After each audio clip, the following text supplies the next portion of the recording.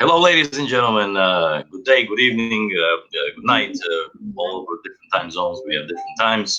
Welcome on behalf of Global Summit. This is Pavel Krastev, DDS in New Hyde Park, New York. We're very glad that you guys joined us today. We have a very exciting presentation that touches on some very, very important things in our profession. And the reason I say that is because in dentistry, at least when I was trained, they literally taught us zero about business, zero about managing a staff, having a team, and it's challenging. I don't know how the younger generation is being trained in dental schools across the country and the world, but it's certainly a topic of worthy to note and worthy to explore. Regarding my haircut, I gotta, for those of you who don't know, last week I decided I needed a haircut. My wife, Karina, which you guys most know, her name is boss lady in the office. She manages my office. So we're a two-person team. So I asked her to cut my hair. She said no. So I cut it myself. And after 1 week of being abused regarding my hair, I finally went to the barber yesterday and I walked in. I said to the guy, look what my wife did to me. And I said, he says, I see. And I said, well, can you fix me up? So he says, yeah, of course I can fix you up. He fixed me up so good, I got no hair left. So anyway, the little he left me up here just for show. But regardless, so we have a very nice young lady with us today, Dr. Hariri. I don't know if I'm saying it right, Sonia Hariri. And I'm going to just go through her resume briefly right now, and then we'll chit chat a bit. All right. So, Dr. Sonia, welcome, and thank you for being with us to share your knowledge today with us. So, Dr. Hariri is a CEO of Dentalville. Let me get my glasses on. All right. Okay. She wants to help you make your professional dreams come true. A master of dentistry, business, and coaching. Dr. Hariri is a lifelong learner, training in CE at the Spear Education at the Pankey Institute, then Invisalign and Tip Edge Orthodontics and Implants at Loma Linda University.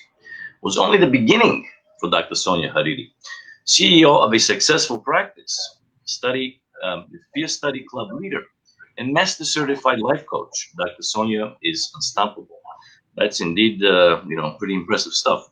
Dr. Hariri moved to the United States from Khartoum, Sudan in 1986 at age 24 to begin her studies at Loma Linda University International Dentist Program. After earning her DDS, she would work as a dentist for 30 years, 27 of which as the CEO of her own thriving dental practice. In 1990, Dr. Hariri opened her first practice in Syracuse, New York. Then she was Though she was passionate and dedicated, she quickly discovered there was a lot to learn and many challenges to overcome. Owning a practice meant more than dentistry. It meant knowing how to lead a team, manage a staff, a budget, how to market yourself, and how to grow the business. Dr. Hariri did not give up. Using hard work and determination, she was able to run a profitable practice for 8 years before selling it and moving on to Tucson, Arizona with her family. In Tucson, she would spend 2 years in a group practice before deciding to start her own practice. The second time around, she would do things a bit differently. Determined to make informed choices and educate herself in business, she joined the Pride Institute Practice Management Program. The Pride Institute, known for their rigorous training, ensured she understood how to own and operate a flourishing private dental practice. Dr. Hariri then hired a consultant who would introduce her to coaching and soon found that business ownership could be simpler and more gratifying than she ever imagined.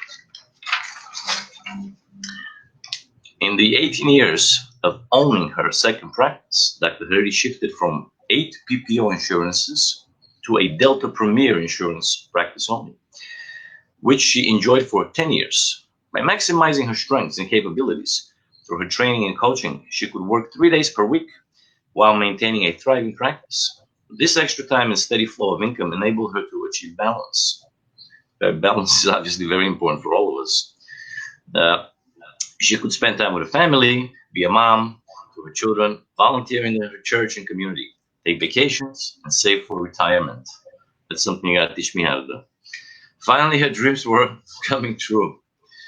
Today, Dr. Hariri's sole focus is Dentalville. Can't wait to hear about this.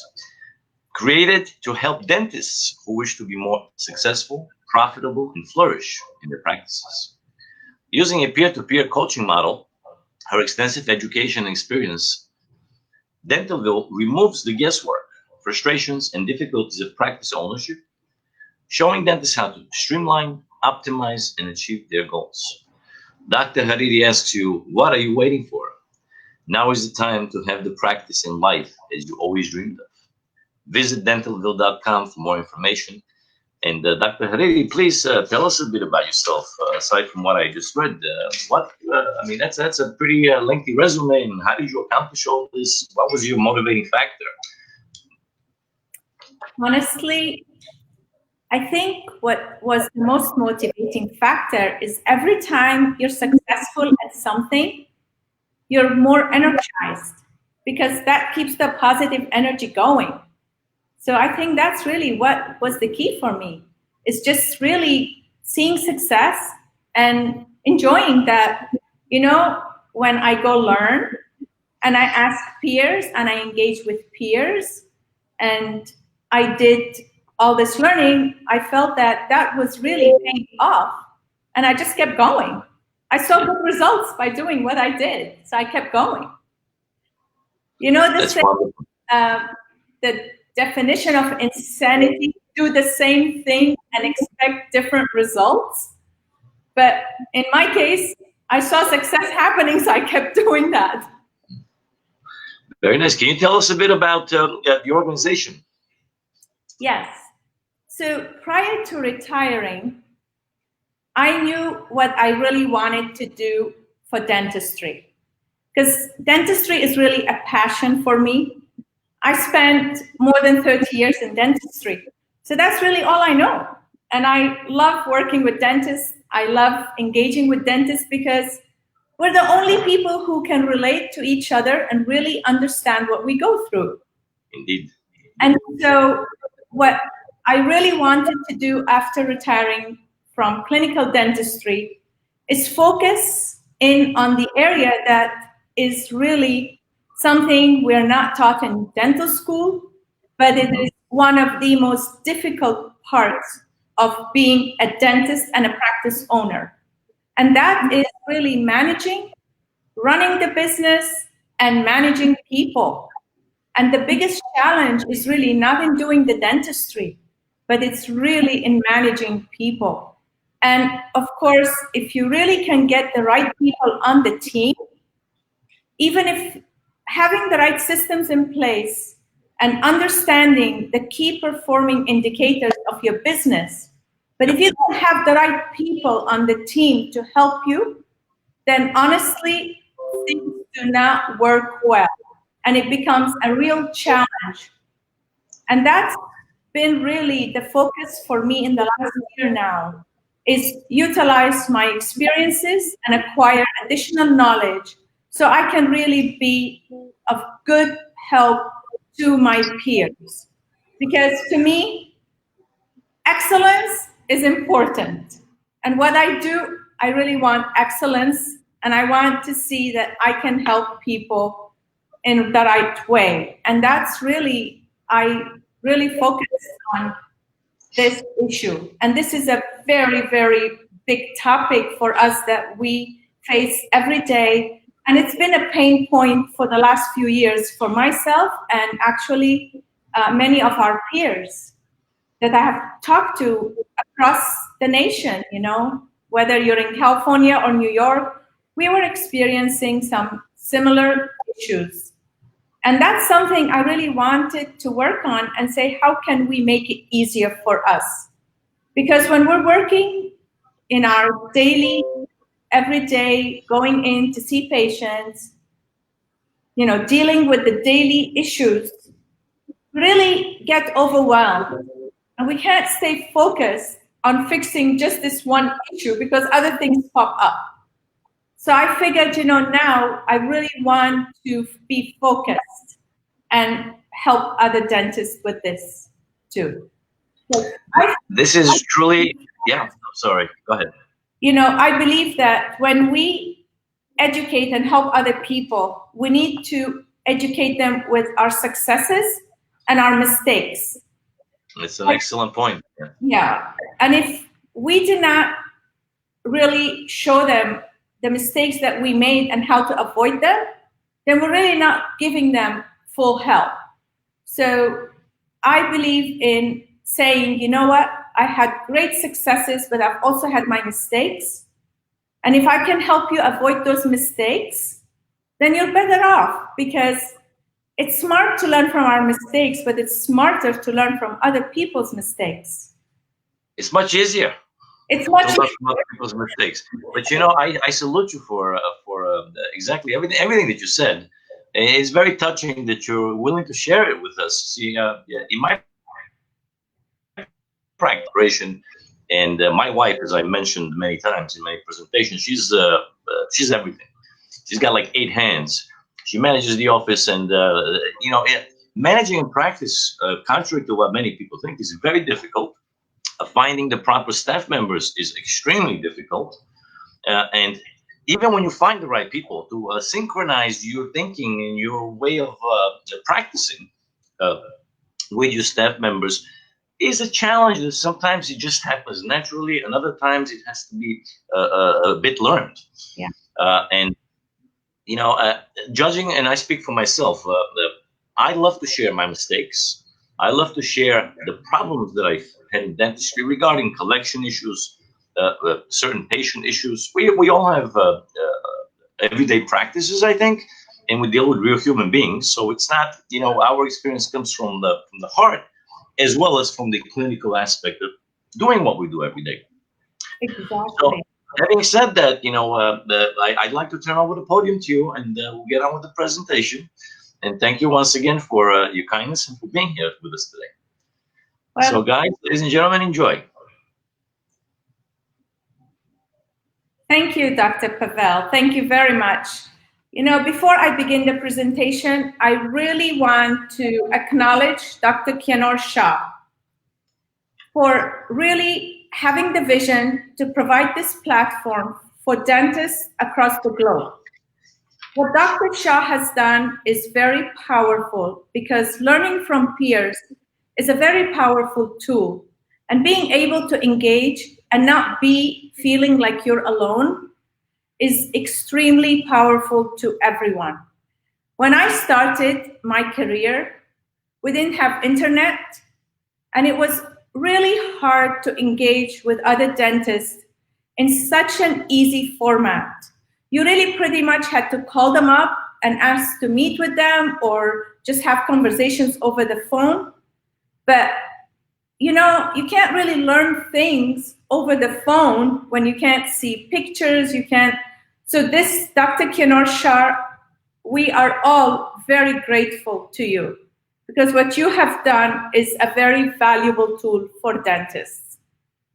So I want to begin by saying that we've discussed already some of the challenges, Dr. Pavel and I, in the beginning, that really face us. We graduate from dental school, and all we know is how to do clinical dentistry. And then we either start a practice or we purchase a practice. And the minute we do that, we acquire a new title that has 3 letters, CEO of our practice, but it is a humongous word that comes with a lot of responsibility and challenges.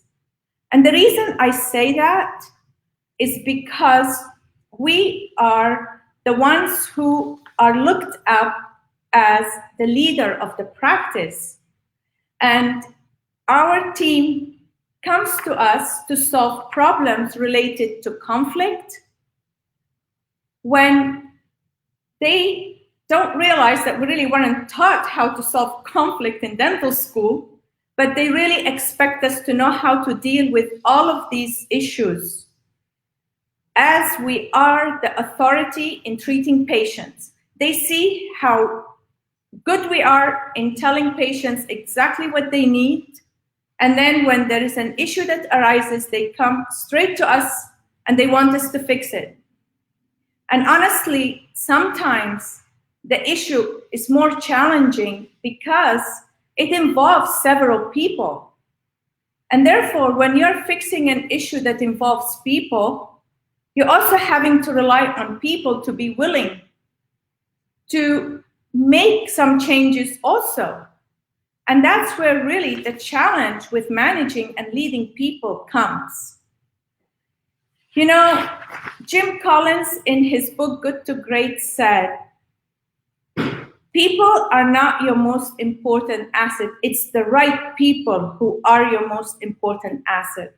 And that could not have been more accurate. So, you know, it's very important for us that we invest so much in our clinical skill to be the best we can be, to deliver the best dental care. And we invest in the best technology. So we really need to have the right team to help us with this vision that we have for our practice. And that's why this topic is so important. And when I retired and I learned more and got certified in DISC and 12 driving forces, it was like the light bulb for me. It's like, oh my goodness, had I known as much as I know now about those behavioral styles and what motivates people and why people get motivated and what are the things that really motivate them, I thought I could have avoided hiring mistakes. I could have been a better leader, and I could have avoided some mistakes even with my best team that I've had for a good 10 years. I have this most fabulous team. So these are the issues that I really want to share with everybody so that you guys can be smarter than I am and avoid a lot of the mistakes that I made. So with that said, you know, I want you to say that as leaders, we need to understand that we need to mobilize our team to do their work in a non-disruptive environment. Our environment is constantly changing, and therefore, we really need to be able to lead and know how to lead. And we need tools. We need tools to help us understand ourselves and understand others. So know yourself and know others. And when you know others more, you are able to then work with them better. The more you know, the easier it gets. So with this, I would like to have the PowerPoint presentation up, please, and we can move forward.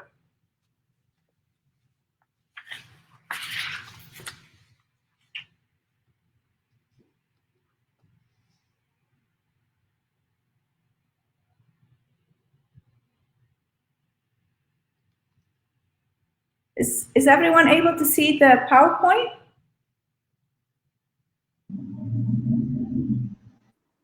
Yes. Okay. So the topic is your most important asset is your team. And you know the word team stands for together everyone achieves more. And that could not be more true than it is. With our team, if everyone is working well, a lot of good things happen. And we're happy. At the end of the day, everyone goes and it's really, we call this, we really had a good day. So this is just a picture, my last day at the office. This was my Tucson practice. I been a dentist 30 years, 27 plus of which I own my own practice. This is what I love to do during my free time. This is my older grandson, Gerard. Gerard likes giraffes, and we were at the Phoenix Zoo. And a fun fact about giraffes is the weight of a giraffe heart is 25 to 26 pounds. And the weight of a human heart is anywhere between 8 to 12 ounces, whether you're male or female. So today's topic, it's DISC and 12 driving forces assessments.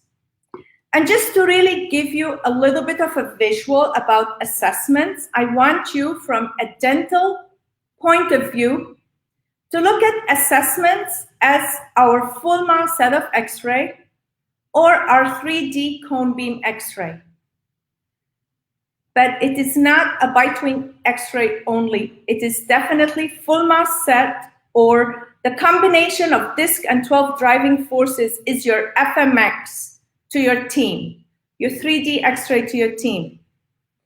This is a wonderful team I had for 10 years, and I mentioned I wish I knew back then what I now know, because when one team member left, I struggled filling that position with the right person. And believe me, it affects everyone. A bad hire can cost 30% of the employee's salary. And oftentimes we hire based on skill and experience.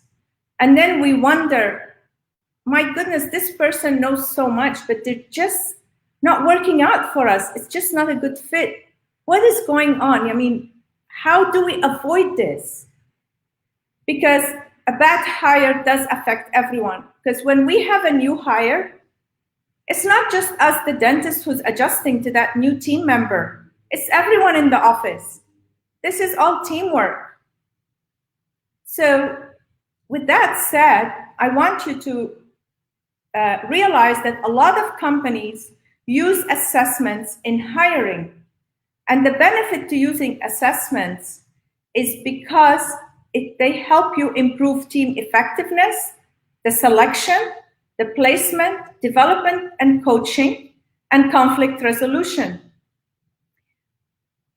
A big reason why team members leave us is due to conflict and not knowing how to deal with conflict. And I will tell you that it happened to me and it happened to my peers. When I had a front office person come up to me and say her and the hygienist were not getting along. And I honestly didn't know what to do about it. And a week later, she left because she had had enough with that team member. So, and that is common to a lot of us.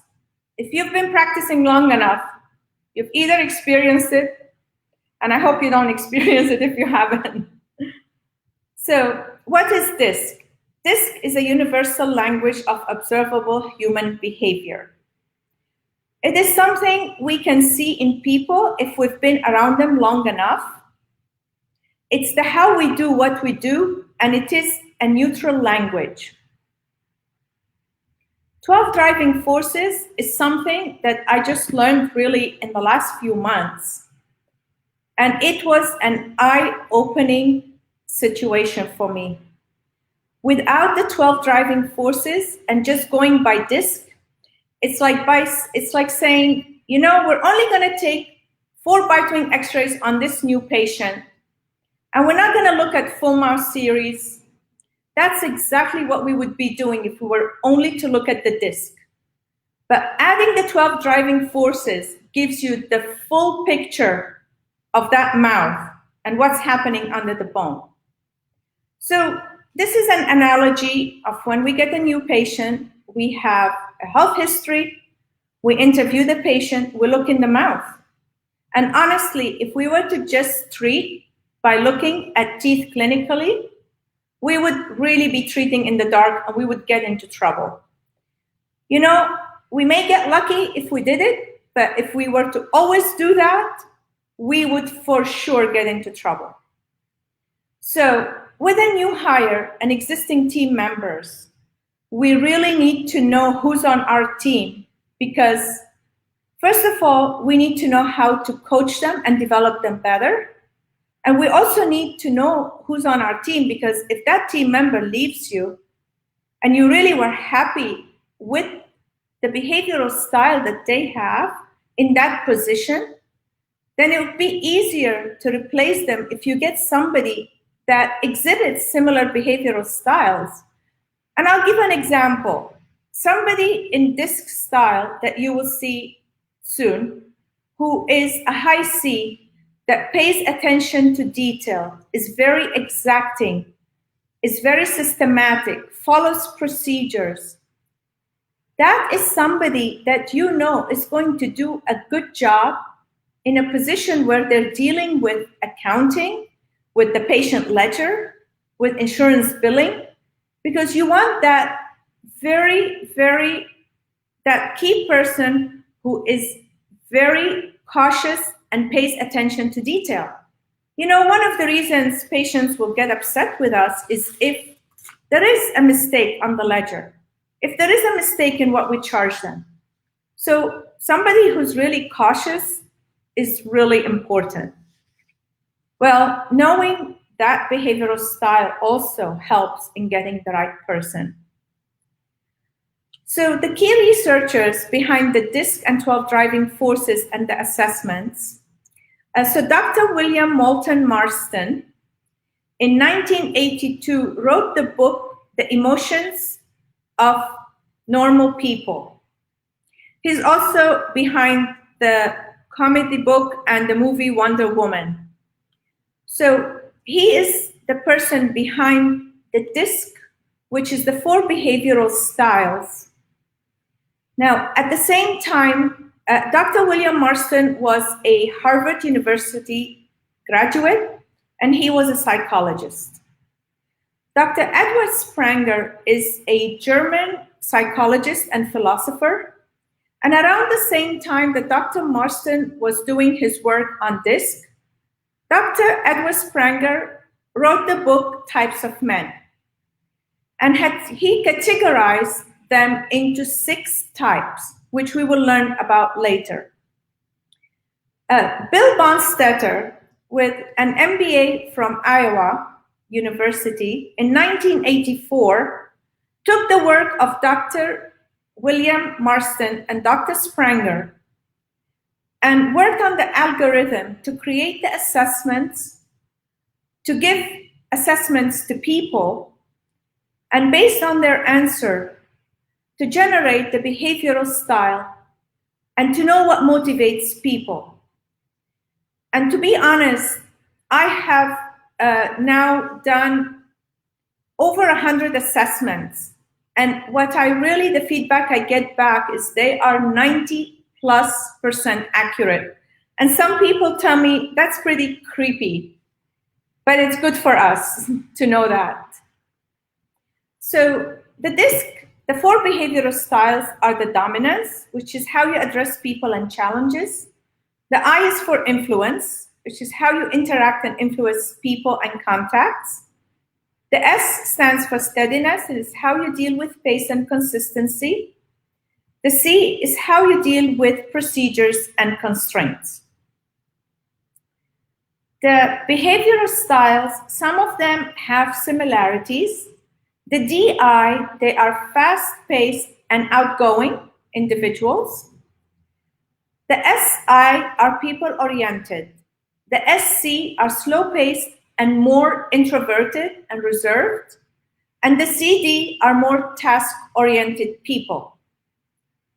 Knowing that about people really helps when you come to address them. You address them in the style that best really fits how they view things and how they do things. So these are some examples of dominant behavior factors people. These are some examples. And I was going to show you a video on the D and the I, the S, and the C, but apparently there is a little bit of a technical problem getting the video to work. So I'm going to really read off to you the dominant factor. What are the behavioral characteristics of that style? These people are demanding. They are very quick to anger. They're egocentric, driving, ambitious, pioneering, strong-willed, forceful. They're determined, aggressive, competitive. It's very important for them to win. They're decisive, venturesome, and could be inquisitive. So that's the dominant factor. The I, the influencers, and here are some examples of individuals who are high I. The characteristics is they're very optimistic and trusting people. They are very inspiring. They're the magnet that attracts people to them. They are enthusiastic, very demonstrative, very persuasive, warm, convincing, very polished, poised. So they are your outgoing, they're the life of the party, the high I. The high S are your non-emotional in the sense that they don't express their emotions, but believe me, high S's have emotions. They are very relaxed and resistant to change.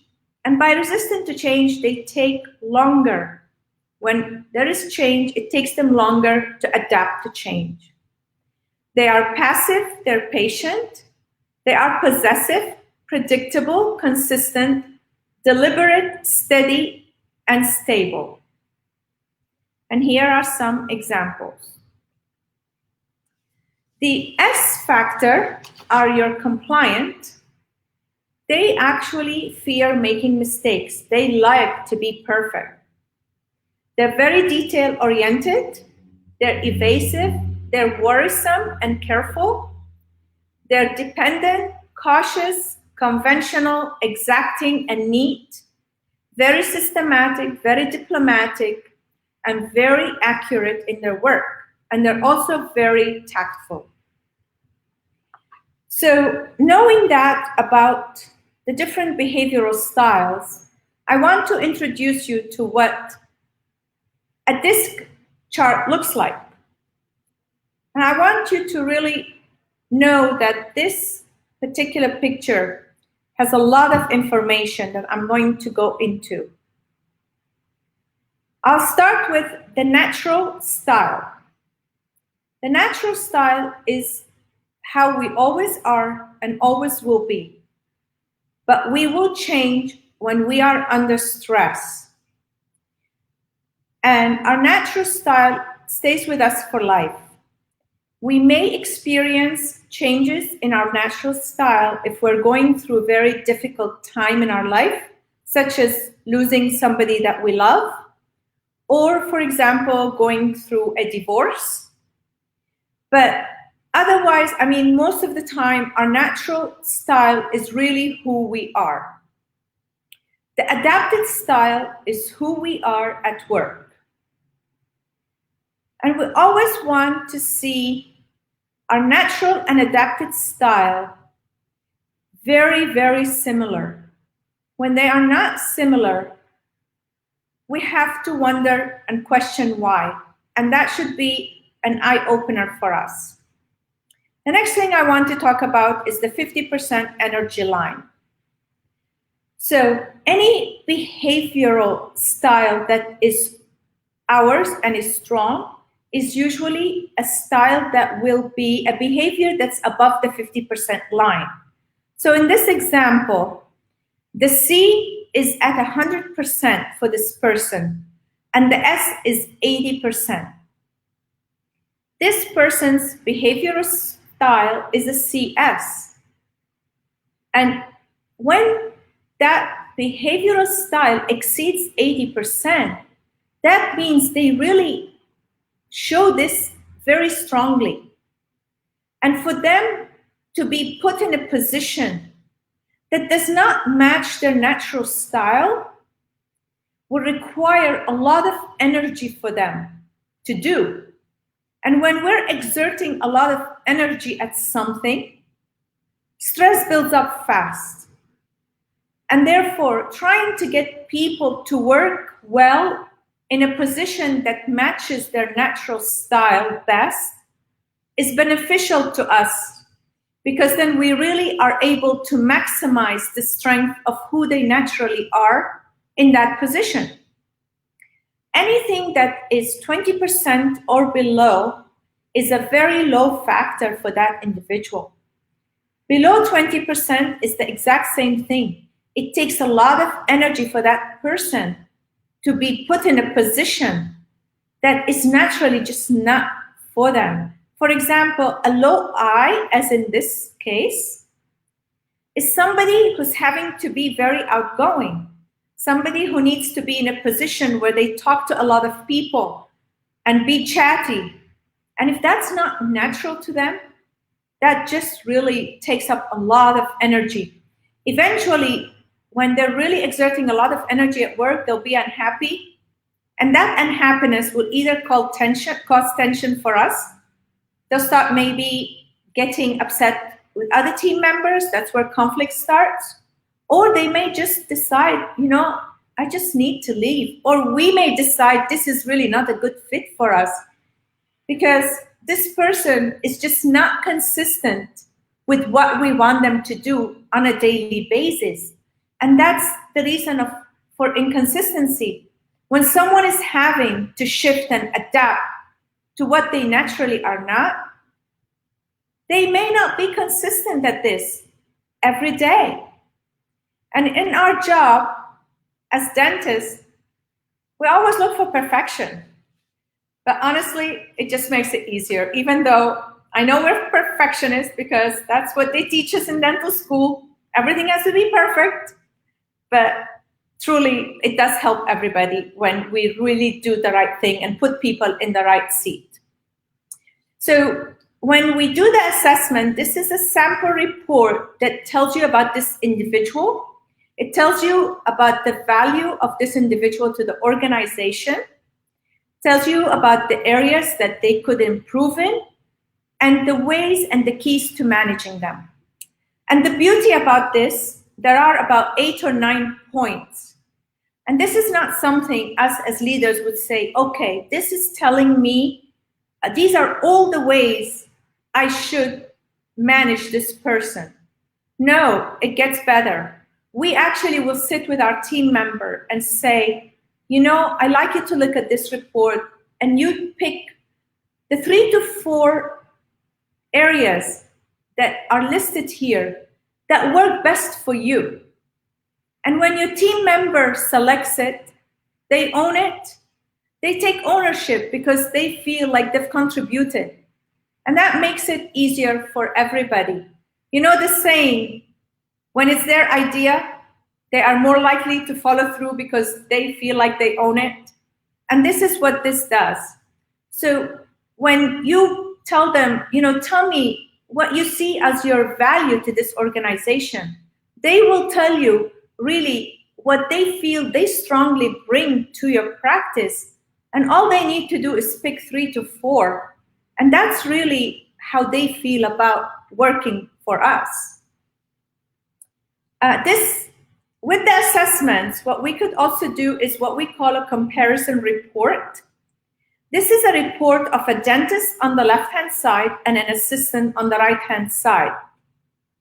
What I really want you to see is that the dentist is a high SC and the assistant is a high DI. They are very different in their behavioral style, naturally. And honestly, these 2 individuals are really having a lot of conflict. So the reason they're having conflict, we can understand. And now we really, with the assessment, can say, here, doctor, this is a checklist for you to communicate with your assistant. Please point out to the assistant. We can say, here are the ways that I really would like to be communicated to. And the doctor will select 3 to 4 and will also select 3 to 4 ways that really do not work well for them. Please do not communicate with me in this way.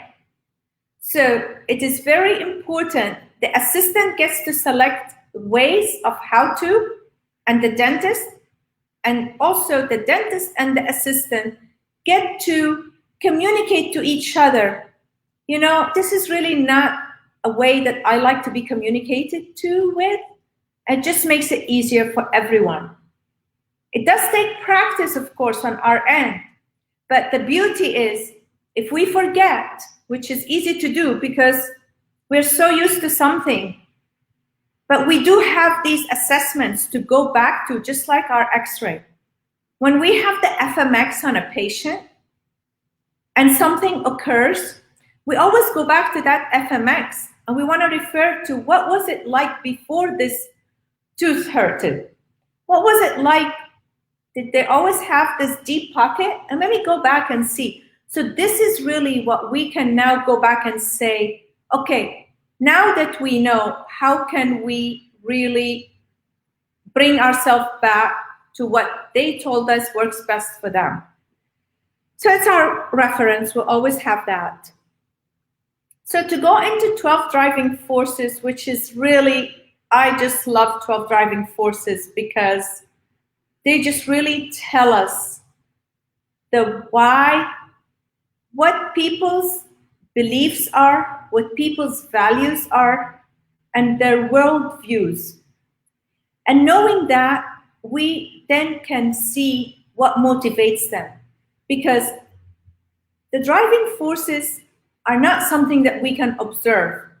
It's not something people would share or we can see unless occasions really come up and then we get to know more about them. And what happens with 12 driving forces, it is actually the study of Edward Spranger, which is the 6 types of men.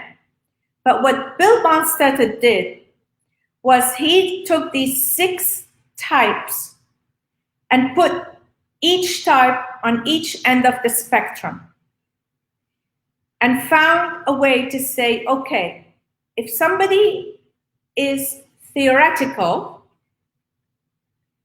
and that is a driving force for them, that means they're either intellectual or they're instinctive. If they're intellectual, that means they just love reading, they just love knowledge, and they are just wanting to read for the sake of knowing about many things. Whereas an instinctive person will only read about something if they feel like they're going to apply it to something in their life, such as assembling something. Or if I need to research something just because I need to use it at this time or moment, that's an instinctive type of person. The utilitarian person is either resourceful or selfless. A resourceful person is somebody who likes to see return on their investment of time, money, talent, and resources. Whereas a selfless individual is somebody who actually just wants to complete the work for the sake of completion and really is not looking for any return on their investment of time. And you know, it was really mind-boggling to me. I would have team members that are very driven by a bonus system and get very excited, and other team members that just were not mobilized by a bonus. And I never understood it until I learned driving forces. Because out of the 12 driving forces, our top 4 are considered primary. And these are what causes biases to us and what really causes avoidances. So when we value something and it is a belief of ours, we are more biased to our values and beliefs. And therefore, we live by them. So if we understand what people value and believe, then we can actually help them, motivate them and mobilize them within their value system and belief system. So the third one is aesthetic. And aesthetic is either harmonious or objective. Harmonious individuals are individuals who really care about the environment that they're working in. They want that perfect environment, that beauty, that surrounding, that just drives them. Some people don't mind working in a messy desk and environment, whereas other people, it just drives them crazy. Try to put 2 of these individuals harmonious and an objective together. And we know that there's going to be conflict because the harmonious person is going to be constantly frustrated by a mess, or somebody who really can work in a situation that is not ideal or perfect and can compartmentalize, such as the objective person. They really look at it as long as I can do what I need to do, I can work in this kind of environment. Social individuals are either altruistic or intentional. The altruistic people help for the good of helping, and that's what drives them. They just love giving and helping people, and they're really not really expecting any return or doing it with a purpose. The intentional people, on the other hand, are people who are willing to help, but if they see there is a good purpose or a reason behind helping. And an example also of intentional people are people who will teach individuals how to fish rather than give them fish. And that was very important point. And I want to say that my husband and I are complete opposite. He's very altruistic and I'm intentional. And I never understood why he does what he does, being altruistic. And he never understood why I was intentional until we did this. We took the assessment. And now I totally appreciate and love the fact that he's altruistic, because that's just his belief and I respect it and admire it. And so it takes out a lot of that, bias that we have, because if it's something that we feel strongly about, we tend to be biased about it. Individualistic people are either commanding or collaborative. Commanding are people who like to be in charge. They want to have freedom and power. They really want to be taking care of managing. Collaborative people are people who are just very collaborative in teamwork. They are willing to help and assist. And honestly, they're not even looking for any reward or even personal recognition. Whereas commanding people are looking for recognition.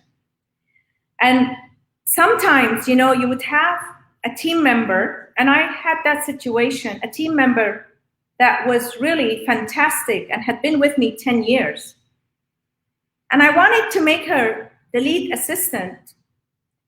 And honestly, that was not something that was enjoyable to her or she really wanted to do. And I did not know about 12 driving forces. And I couldn't understand, with all her talent and knowledge, why being a lead assistant was not an attractive offer. I just could not understand it. But now, knowing what I know about 12 driving forces, I can totally appreciate and understand why she felt how she felt. Traditional are people who are very structured. They are the people who like to follow it by the book, and this is how we have always been doing it. And so we like to continue doing things because this is the way we've always been doing it. Whereas receptive people are very open to change, opportunities, and new ideas. And those are also people that we have on our team. Sometimes we're in a team meeting and we may bring an idea because we were just at a very exciting seminar. And now we bring this new idea, and then we have the people who say, oh yeah, that's great, let's try it. Then we have our people who are a little bit cautious and hesitant and aren't quite agreeing to what we're saying. I think you guys can relate to what I'm talking about. So the 12 driving forces graph looks something like this. And the top 4 primary driving forces for a person will always have that diamond in the center of the driving force. So you can see it right away. And for this person, their primary driving force is that they're receptive, that's 79. The next one is intellectual. Then they are altruistic and collaborative. This individual will be biased towards all of these forces. All of these four really matter a lot to them, meaning this person likes to read about many things. And this person is very open to new ideas. If you want to implement a new idea, they're going to be on your side. This individual is going to be on your side, Doc.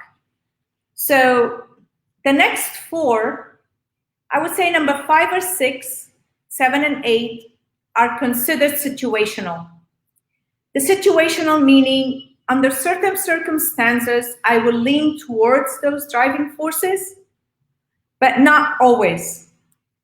And the indifferent, which are the least of the driving forces for that person, create avoidances. And here's a typical example. Commanding is 29 for this individual. Try to ask this individual to be in a managerial position or to be a lead team member of something.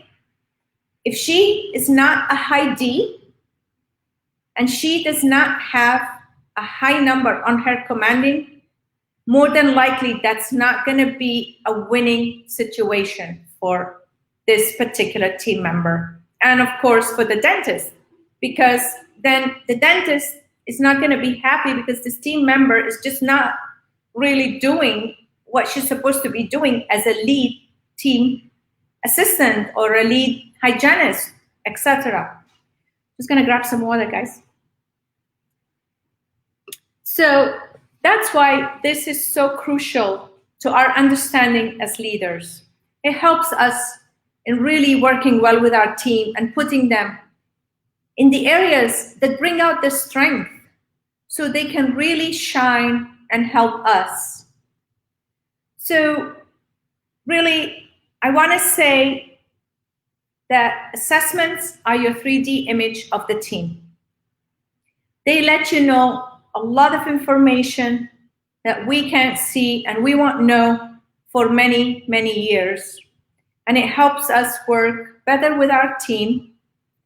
And everybody will be happy when we have a happy team. It's a great day, and we know that. So benefits of using assessments are we understand ourselves and others. We assist with hiring decisions. It's a coaching tool. And we can also, around assessments, we can build better interview questions for the person we're interviewing. When you've read many of your team assessments, you will have a pretty good idea of who's on your team, what their behavioral style is. And you can then gear your questions in the interview towards some of these behavioral styles and see what that person is responding and saying. Happy patients will give you great reviews, and it will be happy team, happy patients, happy dentist. You go home happy that day too. I am offering a Padinar special to the participants. I invite you to take a look at these specials. I hope that through the Global Summit, you will have access to these, but if you do not, please email me or contact me at info@dentalville.com. That's my email address. My website is dentalville.com. I can also be reached by phone. So you have your method that you can reach out to me. And please let me know if you guys have any questions. I am here to answer them. I want to thank you for your time and attention also, everyone. I really do. I want to thank you for taking the time this morning on a Saturday morning and for your attention to be here and participate with us. Dr. Sonia, that was a very delightful and enlightening presentation. I took a couple of notes, and I admire you for the very fact that you shared all this wealth of knowledge with us. And, I think as dentists, most of us sometimes lock ourselves in our environment, and we're not as reciprocal as receptive to learning new things and new ways because we think we do it the best way. And I think this is what I think one of the big missions that with Global Summits we have is to share everything that we know, so the younger folks out there can learn and not make the same mistakes we've made. And even though that we all practice with our own belief systems, and we all face the same challenges, the way you described it, we all react and adapt very differently. And most of the time, we don't really think about this on a conscious level unless someone explains it to us. So I really appreciate your presentation. The other thing that you mentioned that I was touched by is that you mentioned that your husband and you are very different. Well, my wife and I are all. My wife is all business. I'm all fun. So when you want all business and all fun, the two have to intertwine, right? Otherwise, you clash. You butt heads a lot. And on a funny note, my wife, when I first met her, she's very organized. Me, I got a lot of spaghetti with meat sauce, spaghetti with tomato sauce, and noodles going around. I love my job. I love dentistry. I love to create, but I'm horrible myself at running a business. Now, Yeah. my wife, on the other hand, she's like a machine. And now, none of you guys can hire my wife because you can't afford her. All right, let me make that clear. My wife is very beautiful and very expensive, so she's not for hire. But my wife always says to me, Pavel, in my mind, everything is organized into compartments. Well, I say, honey, can you explain that to me? So, boss lady, as I like to call her, because I mean, she rules my life. I talk a lot. My wife is the boss. Believe me. Anyway, so she's compartment. She focuses. She gets the job done. And I give you a perfect example. I think most practitioners, we have a tendency to sometimes not collect our revenues properly, and this can bankrupt the practice when you start losing your collections, which is a problem I certainly had for many years in my practice until I met my wife. Now, after I met my wife, I mean, I'm being very truthful here. Last year, my production, my collection were off by $80, 80. And somehow or other, we collected $80 more than we produced. Now, how that happened, I'm sure she made a little error. I'm sure she gladly returned the money to the patient. But the point is, this stuff takes a little bit of skill, a lot of bit of learning, a lot of bit of sharing and interacting with colleagues, just as we do here on this platform, Global Summits and Dr. Shah. And God bless you and thank you for sharing your day with us. And I'd like to open the podium if we have any questions. I'm sure that you will be more than happy to address. But thank you all for watching this beautiful session. And Dr. Sonia, it was a pleasure to meet you. And I look forward to meeting you in person one day and your husband. Will Yes. you guys ever come to New York? Yes. Please call us, look us up. We'd love to host you in our home or have dinner somewhere. And hopefully, once the COVID crisis is over completely and we have this under control, we'll all meet with essentially the world and other events we may do all together. So thank you. You're Any very questions, welcome. ladies and gentlemen, please feel free to ask Sonia.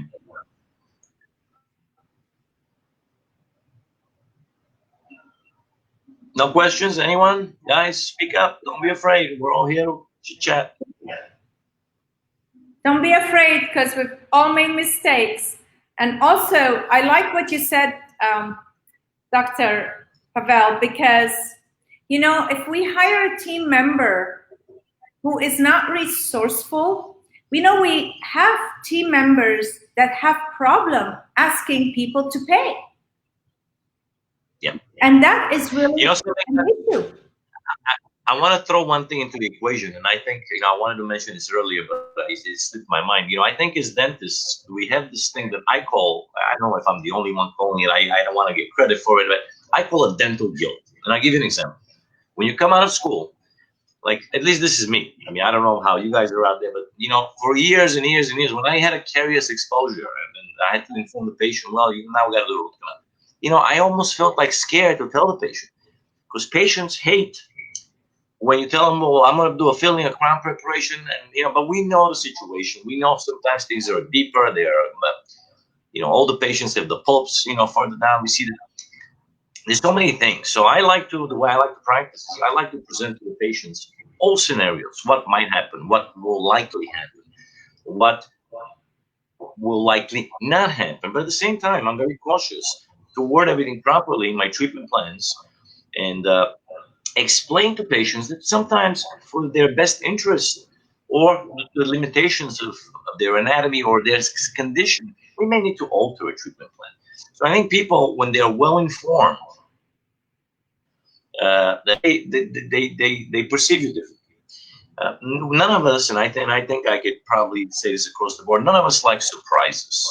We don't like to go to a restaurant, let's say, and expect to spend $50 and then they give you a bill for 900 because you bought the wrong beer and they charge you $69,000 for the beer bottle.